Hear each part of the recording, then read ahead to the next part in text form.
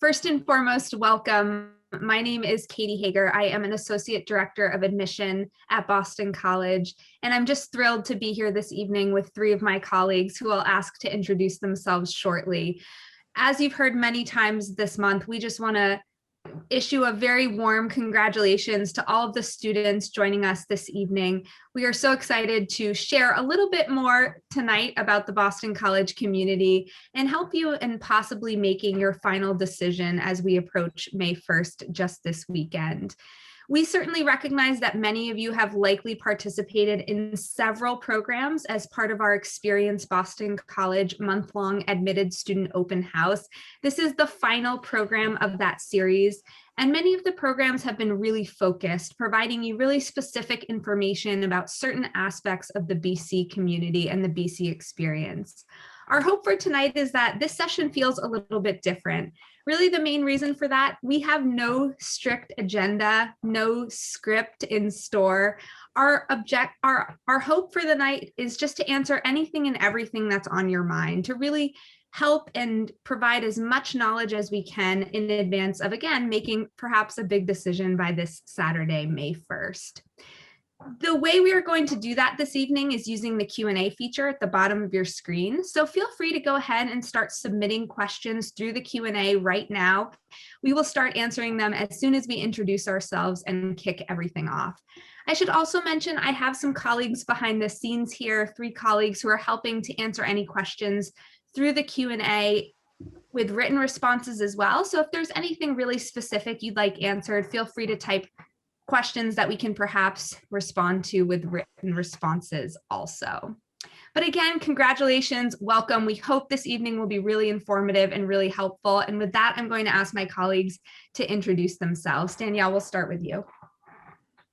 Thank you so much, Kayte.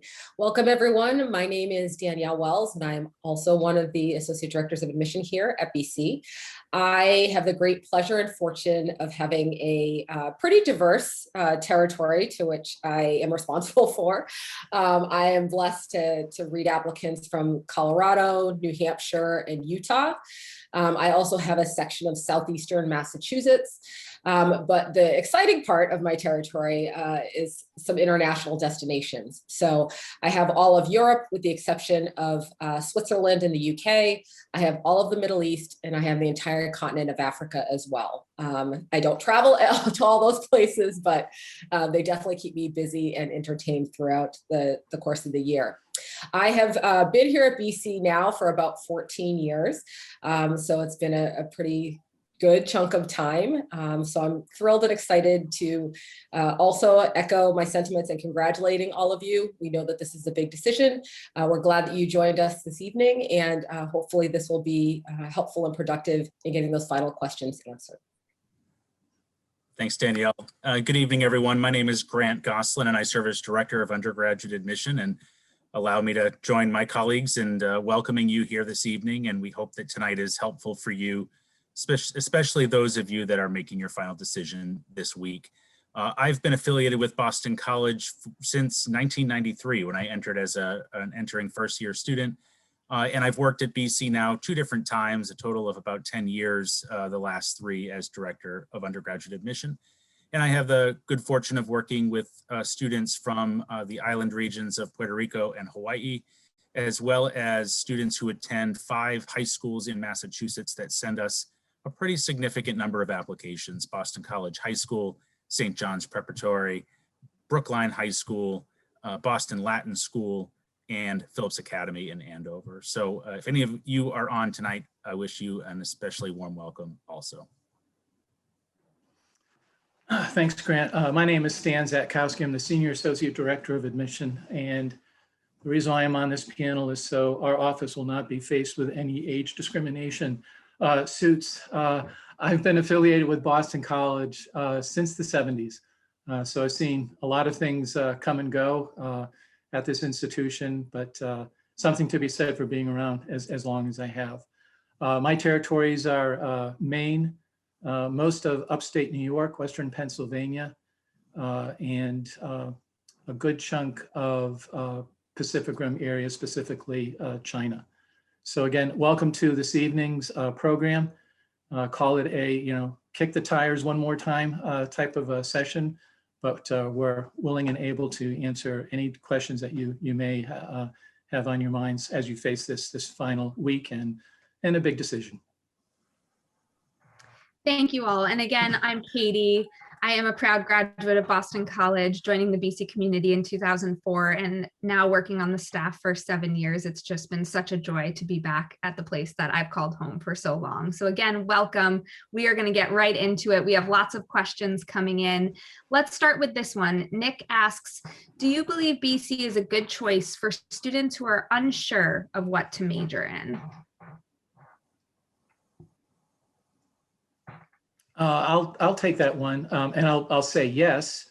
Part of it is because you start off with, or most students will start off with, our university core, which does provide kind of a roadmap. You know, many students will be coming in, they have a variety of interests, but they're not exactly sure where they want to kind of put their feet down in terms of an actual major.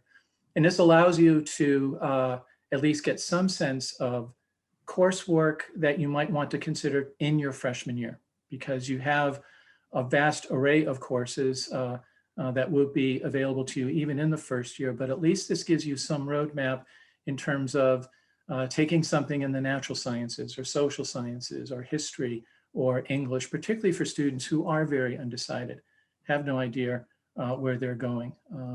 So it does provide you with some initial direction, certainly in addition to the advising that you'll receive during orientation. So we just don't say here, start registering for classes. There will be advising opportunities available to you right at the get-go, particularly beginning with orientation that will occur over the summer. I could just add a little bit to that. I think that's a good place to start, is the university core. And for those of you that may not have discovered this on your own already, our university core has been around for decades. It's really the hallmark of liberal arts education and certainly Jesuit education as well.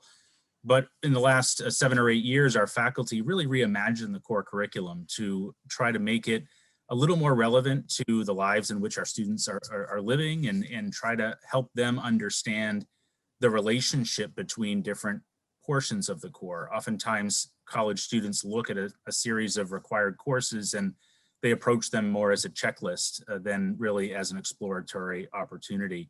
And so the university core now gives first-year students the opportunity, if you wish, to take courses through our core renewal program, our enduring questions and complex problems courses.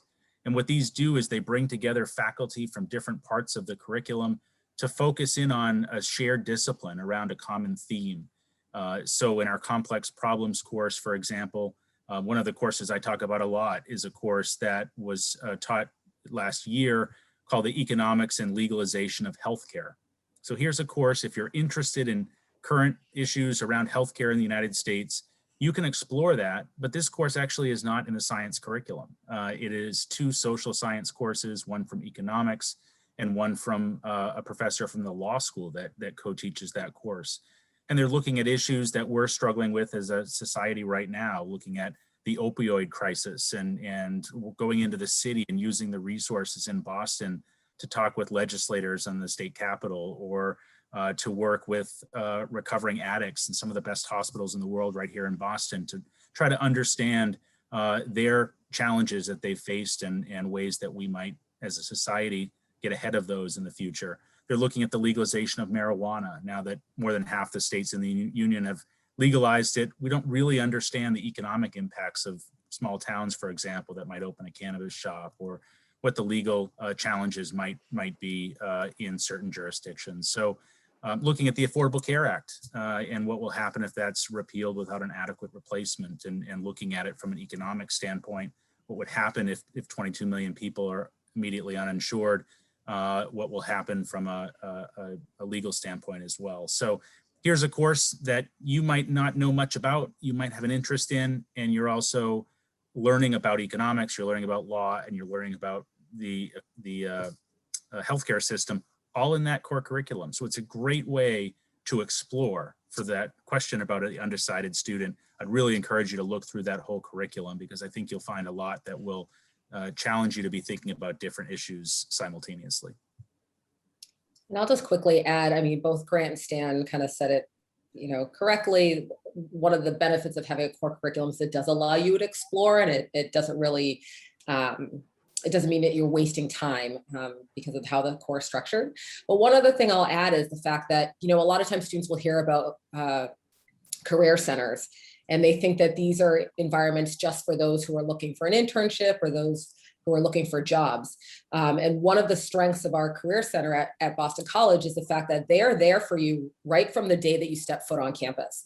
If you want to meet with an individual and talk about a variety of majors or your academic interests or where you have strengths or things that you're curious about, they are conversation partners for you in that journey as well. So this is not an environment that's solely for students who have figured it out and know exactly what direction they want to go into. They're an environment for students who are starting to figure it out and starting to question. So that's a resource that all students have access to right from the day they get on campus. Great. There are a lot of questions coming in about housing and questions about the process. Can we request to Newton or Upper Campus? Questions about what the room configurations might look like next year for first year students, and questions about students who are perhaps interested in commuting and if we feel like that might change their experience at BC.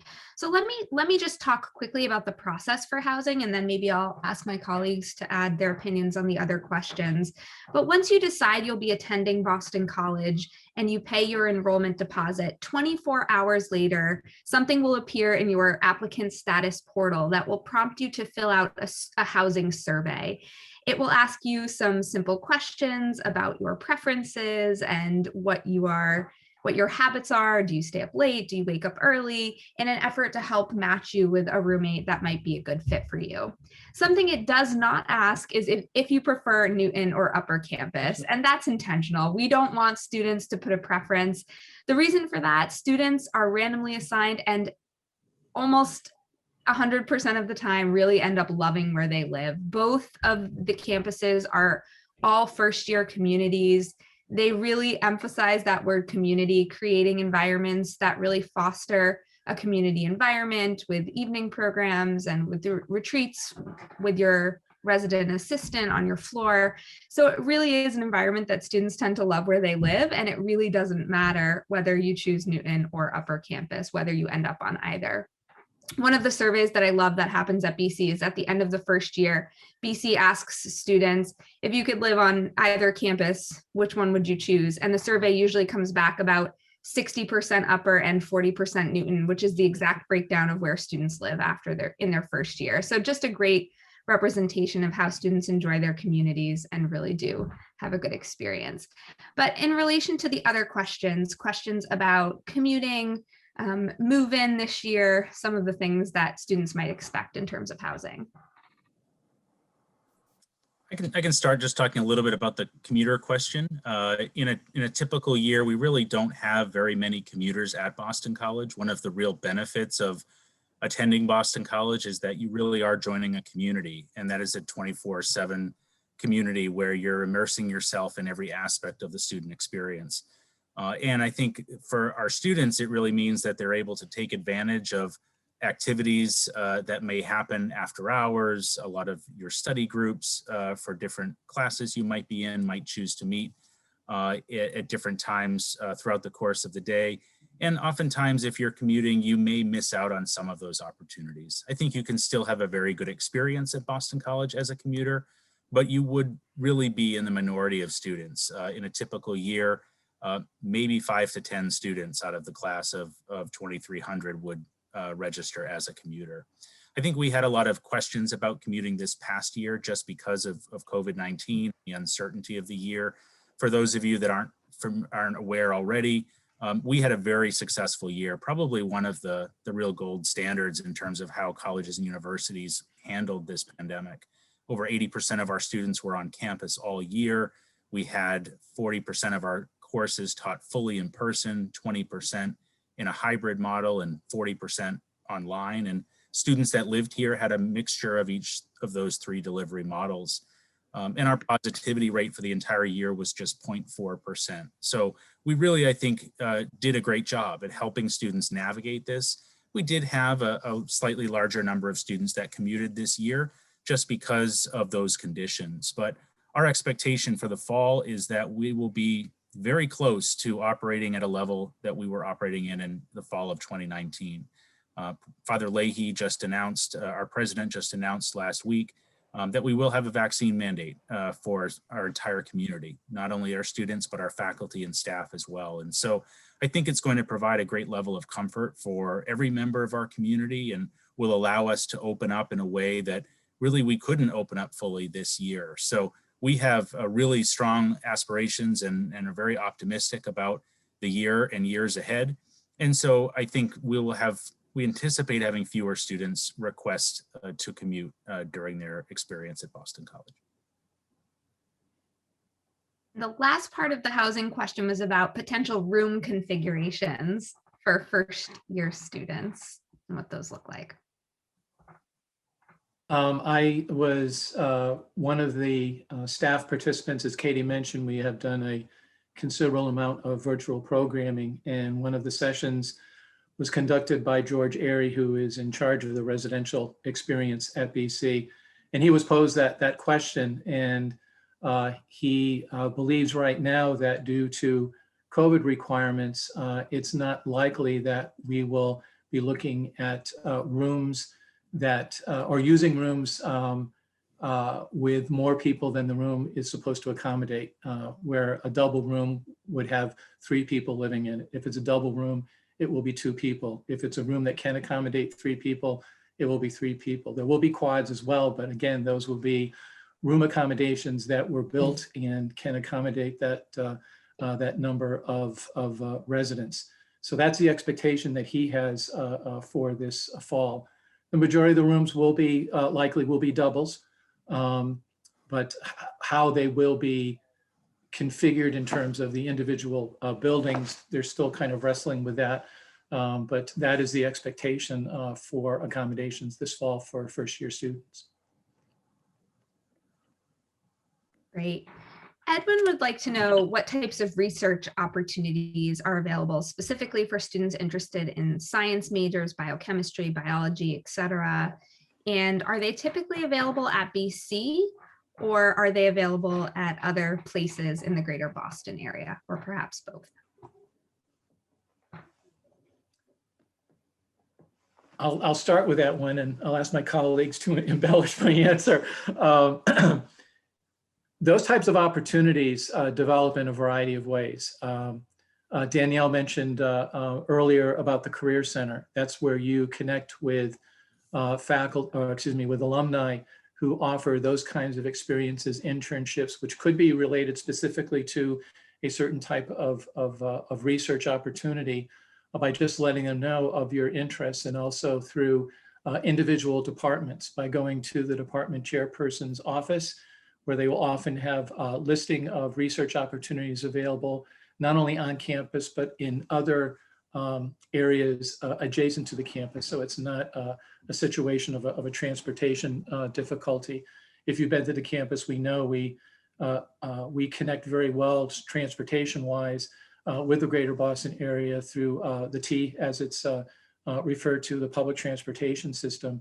So whether those opportunities are on campus or off campus, that tends not to be a difficulty. The other way is through just individual faculty, particularly in the sciences, where those types of experiences may not occur until maybe at the earliest second semester of freshman year or in the sophomore year, is when you get to know faculty. They get to know your level of interest in a particular area, but also your expertise. They may physically see you as you operate within an undergraduate lab and say, hey, have you thought about? And you make those connections with individual faculty in that first inorganic chemistry class or the intro bio class that many students will likely be taking if they're headed into the natural sciences in their freshman year. BC has a lot of doors that are open for opportunity. It's a matter for you to knock on those doors, ask questions, but certainly individual faculty and getting into individual departments by way of the chairperson, those resources will be readily available to you in that regard. A lot of time. Oh, go ahead, Katie. No, please, Danielle, thank you. I was just going to say that, thank you. A lot of times when students are asking questions about research, and this was not specifically Edwin's question, but they often are also wondering how accessible are those research opportunities for undergraduate students. And I always like to remind students, you know, Boston College is a university. We are a tier 1 research institution, which is the highest caliber of research that a school can be, but we are also primarily an undergraduate institution. We have almost twice as many undergraduate students as we do graduate students. In addition to that, all of our faculty members that we hire at the university are required to teach undergraduate students. So Boston College is not a place that brings faculty to our campus to solely have them just do research or to solely have them just work with graduate students. Anybody teaching at Boston College, with the exception of our law school faculty, is required to be in the classroom. So they have to be great practitioners in their fields, both in the research realm as well as within the classroom as far as their teaching skills go. And so that really allows that dynamic, as well as, you know, being an environment that, you know, is centered on smaller classroom sizes, a lot of interactive, discussion-oriented coursework. That dynamic really allows for faculty and students to get to know one another really well. And as Stan alluded to, you know, some of those relationships develop, and that's how students kind of get funneled into research opportunities as a faculty member gets to be familiar with their academic performance, their academic interests. But I think the dynamic that which are able to develop close relationships with your faculty means that it's easy for you to approach them and to inquire and to ask questions about, you know, do you know about any research opportunities, or I'm really interested in this particular field. They themselves might not be doing something, but they have colleagues across the department or across the university that they can connect you with as well. So certainly when it comes to the sciences, I mean, the science departments tend to be pretty famous for telling us anybody that wants to do research, we can guarantee them a spot on campus to do research. But research really occurs in all avenues, in all majors, in all realms of the academic life at BC. So you might be interested in the sciences, but you know, maybe you're doing some interactive and collaborative research with another academic division as well. So it's certainly there's lots of opportunities for students to take advantage of. And again, those are certainly available for undergraduate students. And I'll just quickly add, certainly research at BC has been around for a long time, and there are a lot of physical spaces currently being used by students that represent this. But if you've visited our campus recently, there's a pretty obvious physical representation of BC's future commitment to research as well. A brand new building is set to open next January. It will be home to the Schiller Institute for Integrated Science and Society. It will be home to our computer science department, our human-centered engineering program, which will be in its inaugural year this fall, as well as the Shea Center for Entrepreneurship. It will have a lot of research spaces, maker spaces. So in addition to the students who are committed to these majors, it will be available for all students at BC to really commit themselves to individual or personal research initiatives as well. So while the physical lab spaces have already existed, I think this just speaks to BC's continued commitment to inspire students to pursue these types of opportunities on their own too, which is pretty exciting to see that physical representation going up before us on campus right now. And just to emphasize what Kayte just mentioned about personal experiences, all your research does not have to be in, excuse me, in a faculty lab working on that faculty person's project. We offer undergraduate research fellowships for a student who goes to their faculty advisor, to the dean, and says, this is what I'm thinking of doing. And then they provide funding for that research. And some of that research occurs locally, some of it occurs internationally. Students are able to incorporate that experience into an overseas experience as well. So don't look at research always having to be done under the tutelage of a faculty person. They will certainly advise you, but it doesn't have to be what they're doing. It can be something totally of your own initiative in thinking. Shifting gears a little bit, there are a couple of questions coming in about what orientation will look like for students this year, specifically knowing that The hope is to have a virtual program over the summer and then an in-person component before the academic year begins.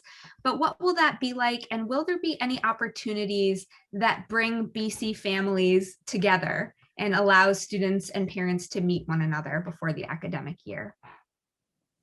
I can start, Kayte, to talk a little bit about this. I think last year, due to necessity, we shifted our orientation program away from what historically has been a 3-day in-person program in one of 7 weeks throughout the course of the summer. So in the past, students would come with a group of about 300 other first-year students. They would form small groups and they would spend those 3 days with those particular students, and that would be their orientation program. Last year, obviously, we couldn't do that, and so we joined forces with an online platform that allows us to deliver the majority of orientation, at least the first part of orientation, in a virtual format. And we actually learned a lot about that as a university and how to do that well, and gained, I think, a lot of positive aspects to the orientation experience, particularly to your last point of your question, Kayte, about building community. So what will happen once you enroll at BC, your applicant status portal will be updated to allow you to register for an orientation time in the month of June. And you will still be matched with a small group of students that will meet at the same time every week throughout the course of June. You'll go through onboarding processes, learning about the culture at Boston College. You'll have an orientation leader that facilitates the conversation within that group. And you'll begin the process of meeting with advisors to prepare for registration for your fall courses. And that will happen at the end of that month. And then the faculty, parents will then have an opportunity to engage in their own portion in the middle part of the summer. And then the plan in the fall, when everyone is moving into campus, will be that there will be some enhanced in-person experiences for the class to get to know each other. But the added benefits that we now have with this virtual platform is that the orientation staff in the Office of First Year Experience, who manages orientation, will set up all sorts of independent subgroups of students that can create smaller communities. So students that have shared interests, maybe around academic aspects, perhaps they're groups around geography, students coming from certain parts of the country looking to meet each other and talk about maybe commuting if you're in DC and driving up the coast, who you might want to hop in your car with and commute up for the opening or during a break. Providing opportunities for students around social interests, students interested in the arts, students interested in politics, right? So you'll be able to develop far more connections than this group of 15 or even just the group of 300 in the past to really get to know students throughout the entire group of 2,300 incoming first-year students. And then once you come to campus in August, a lot of those relationships will have been formed online, and it makes it that much easier for you to begin to meet each other in person. So we think it actually is going to be an incredible opportunity for students. And I would imagine, at least the conversations now, is that long into the future, there will be still a virtual component to this program because of the benefits it brings. And one other thing to stay on the lookout for, traditionally the office that coordinates alumni relations has hosted some summer send-off programs based on geography. So based on wherever you are from, they will host events in that area to allow students to meet one another, families to meet one another before they head off to BC in the fall. Usually these take place sometime in August. Well, I'm not totally confident that these will happen in an in-person setting. It might depend on the part of the country or the comfort level. I am pretty confident that these will happen in some format. So that's a great opportunity to meet some neighbors. Like Grant said, some people you can share rides with back and forth to BC or travel across the country with. Just a really great way to feel a little bit like you're bringing some of home with you to campus and to make those connections before you step foot on our campus in the fall. All right, so there are a couple of questions here, again, related to what the fall might look like. And I know, Grant, you mentioned some of the logistics, but specifically, what has it been like for students this year, and how is BC preparing to make life more normal for students this fall? What do we anticipate social life to look like? What steps are we taking to improve the experience for students even right now to allow for some of those connections and experiences?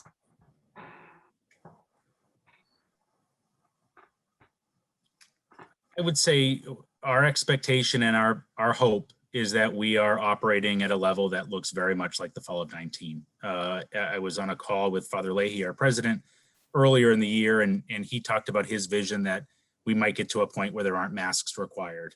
And we realize at this moment in time that might be a stretch, but that's the vision, and that's where we all hope to be. And certainly that that the directive that every member of the community will be vaccinated gets us pretty close to being able to do something like that. But we would envision making sure that we're following local and state guidelines. Those are being lifted as we speak, with the governor of Massachusetts this week announcing new restrictions being lifted around capacity in public spaces and those types of things. So I think we're moving in the right direction, and obviously our requirements on campus will need to follow those local and state guidelines. But our anticipation is that residence halls will be wider, open much wider, that the activities and organizations will be able to perform in the ways that they have in the past.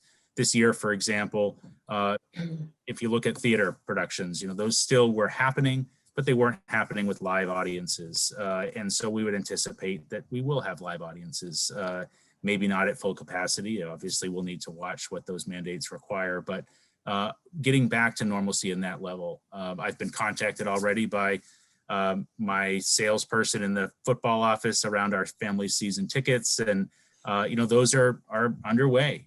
The football schedule is out, and tickets will be sold, and we anticipate having fans in the stadiums, which we weren't able to do this year.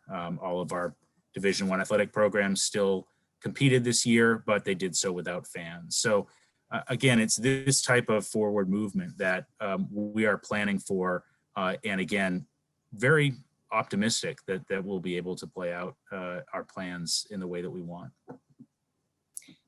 Well, I think, we are all looking forward to a time when Boston College can return to a more normal or more typical environment.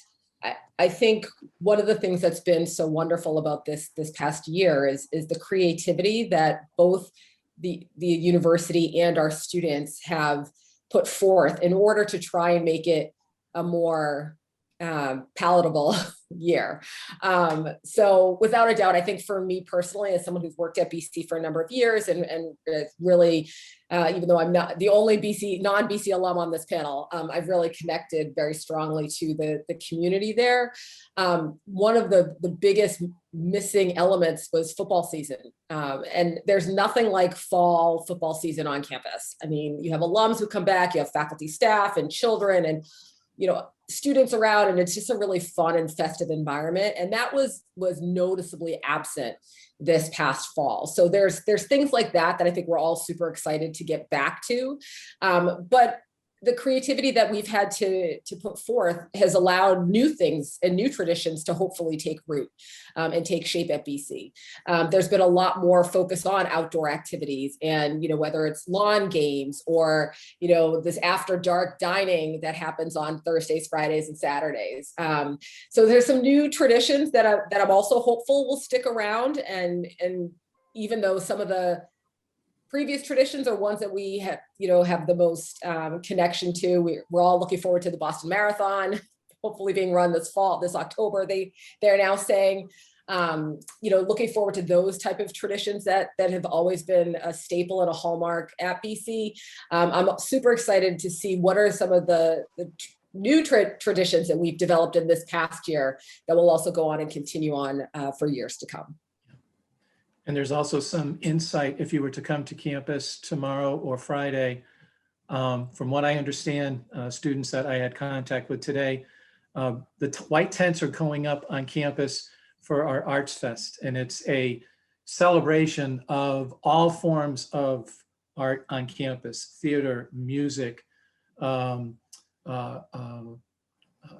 painting, you name it, all forms, and are celebrated over those 3 days. And while, again, we'll still be operating in terms of limits on capacity, I think that it makes the students excited that you can see the corner is about to be turned because this is something that is taking place this year.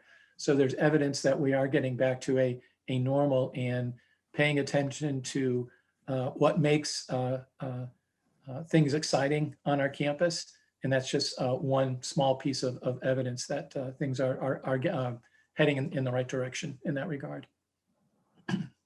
Just one quick follow-up before we move on from this topic. Jess would like to know what move-in day will potentially look like and if there will be restrictions on who can assist with move-in or if there will be a limited amount of time to get settled. We aren't certain what this will look like right now.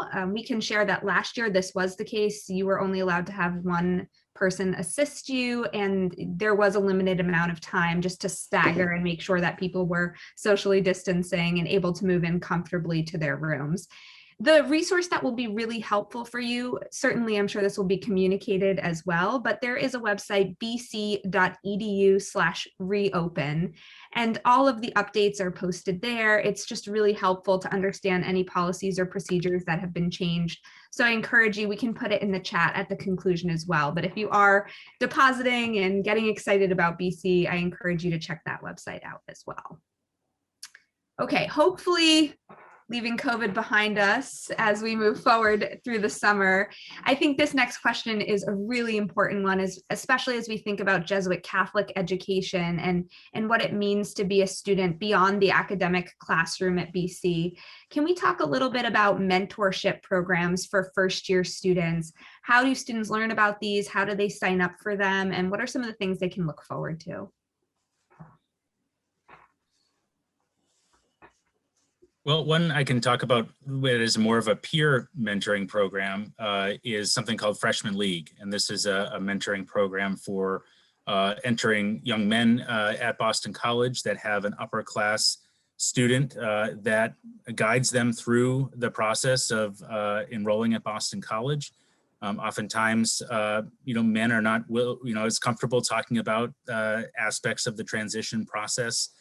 Challenges that are coming up, and being able to be vulnerable in that way, and having an upper class student that's been there and done that can guide you through some of those transition moments, whether it's being a little homesick at first, whether it's being away from your familiar surroundings in a new city, managing your time. All of those issues are pretty normal, but also exploring the city of Boston and just hanging out and having an older friend at Boston College is oftentimes really helpful for students. And then there is also a similar chapter for women that are entering Boston College and looking for that experience as well. So I think from a peer standpoint, those are two that we would encourage you to look into. I believe the Office of First Year Experience will provide information to students on how to register or sign up to be a mentee in those programs, but they're also a great way to meet some of your peers from around your first year class as well, because you're usually grouped together with a couple of other students within that mentor relationship. So there's just one from a peer standpoint. We talk a lot about student formation at Boston College. It's one of the buzzwords that you'll hear quite often if you do choose to come to BC. And it's the idea that we want students to grow as academics, right? That's why you're coming to college. That's your main purpose, to earn a degree. But it's also our hope that people will grow as people while they're at the university during likely the 4 most formative years of your life. And one of the really beautiful things about that is that most of the clubs and organizations really embrace that idea of student formation.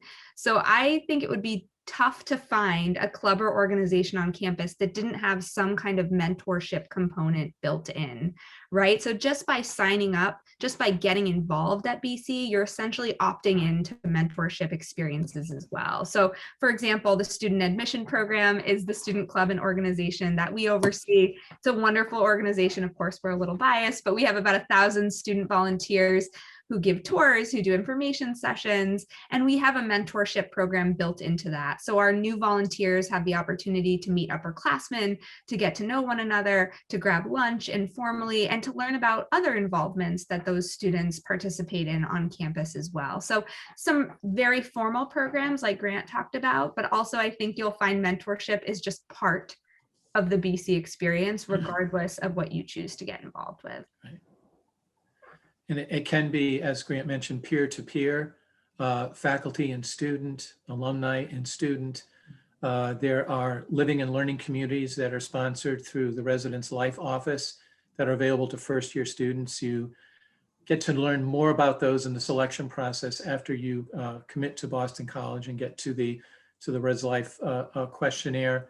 But some of them have a particular focus. One is for first-generation students. Another one is for students in the School of Nursing.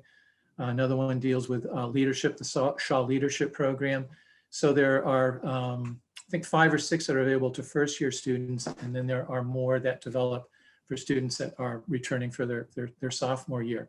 But those are also great ways to make a connection around a common theme, a common interest that connects with administrators and staff and peers in the form of mentorship, as Kayte mentioned.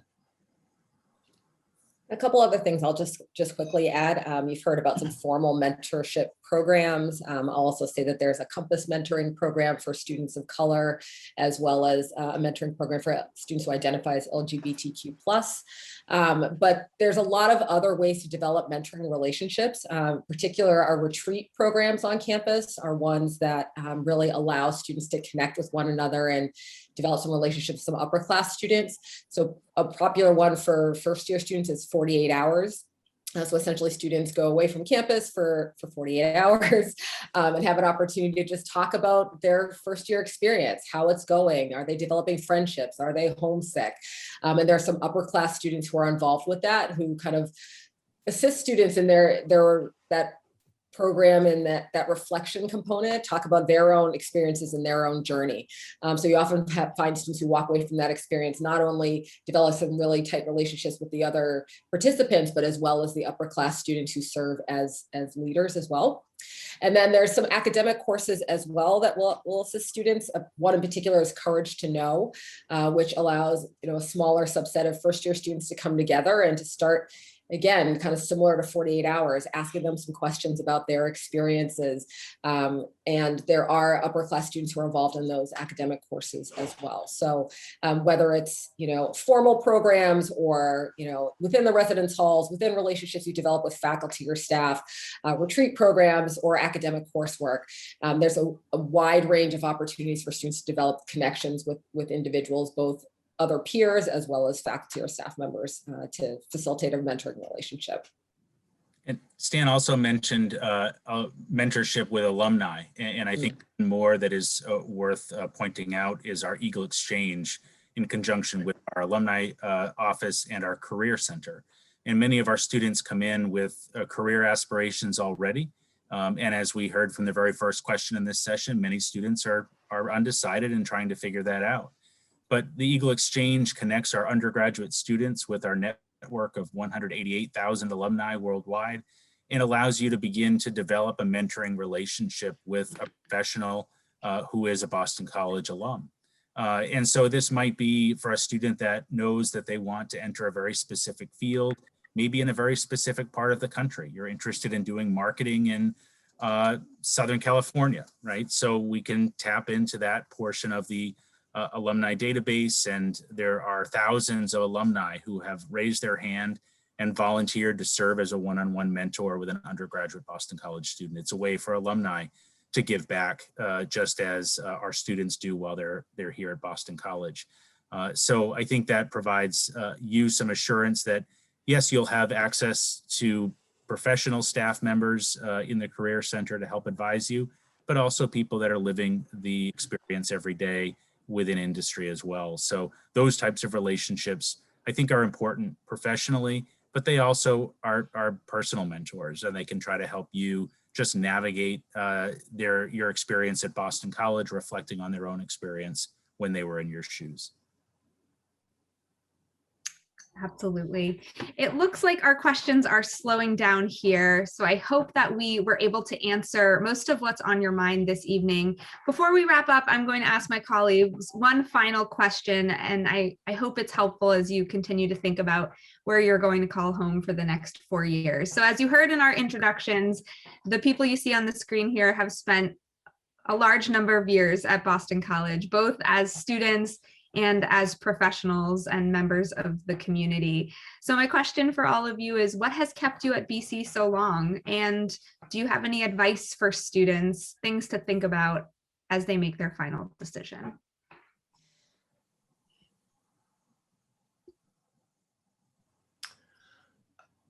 I'll start. Our students, if you come to an Eagle Eye information session, will also often refer to the Boston College community.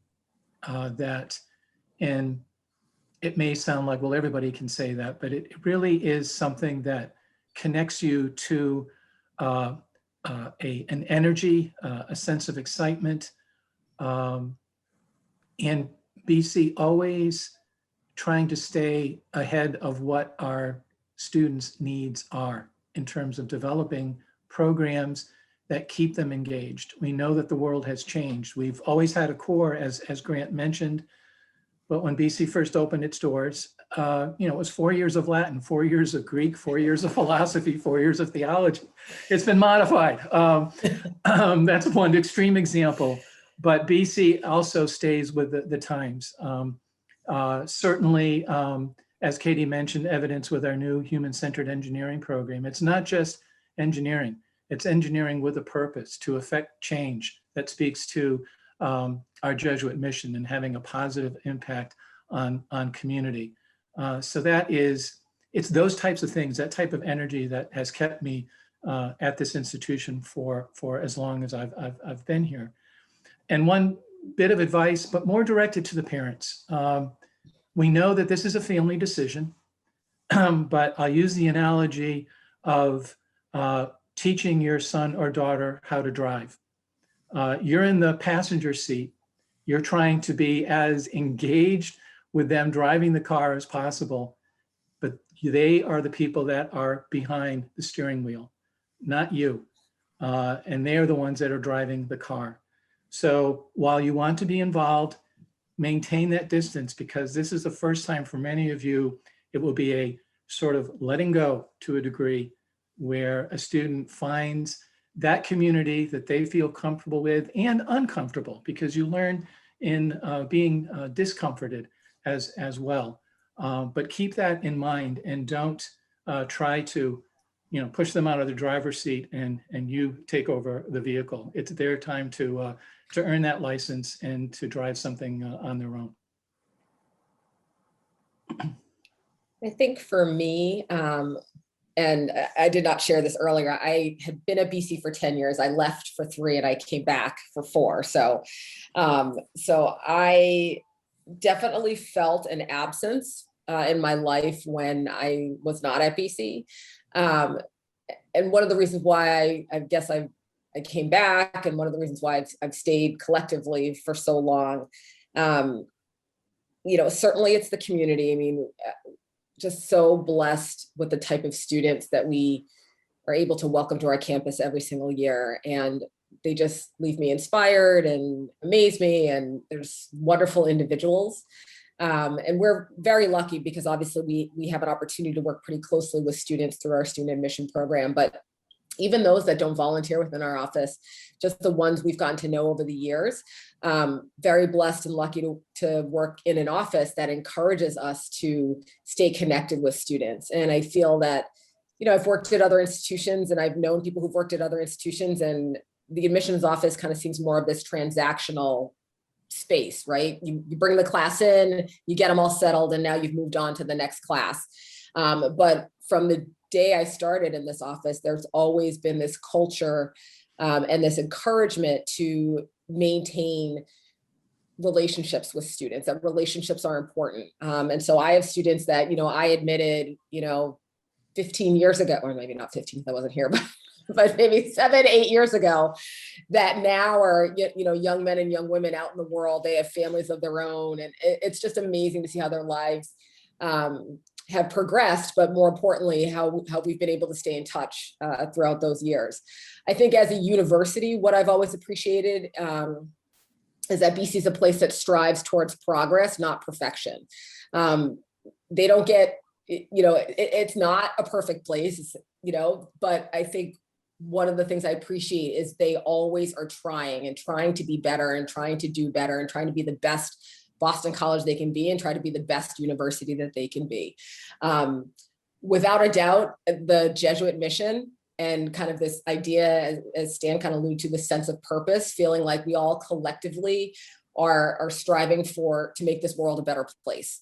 So without a doubt, the mission of the university is one that has certainly resonated with me. But I guess the big piece of advice I would give to students and their families as they have a few more days to make a decision, I certainly recognize there's a lot of factors that have to come into play. For some of you, those factors might be financial. For others of you, those factors might be distance from home. But I really hope and pray that you all pick a place that you feel is going to challenge you, that's going to make you a better person. A lot of times you'll hear students who talk about, oh, I'm interested in this place because everybody there is just like me.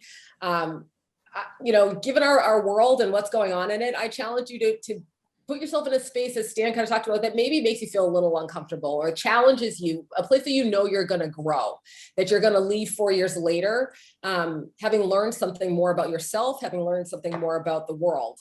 And so I hope for all of you that all of the pieces fall into place, whatever place you do decide to enroll at. But wherever it is, I know that you will all be wonderful members of their community, and certainly we'd love to see some of you here at BC.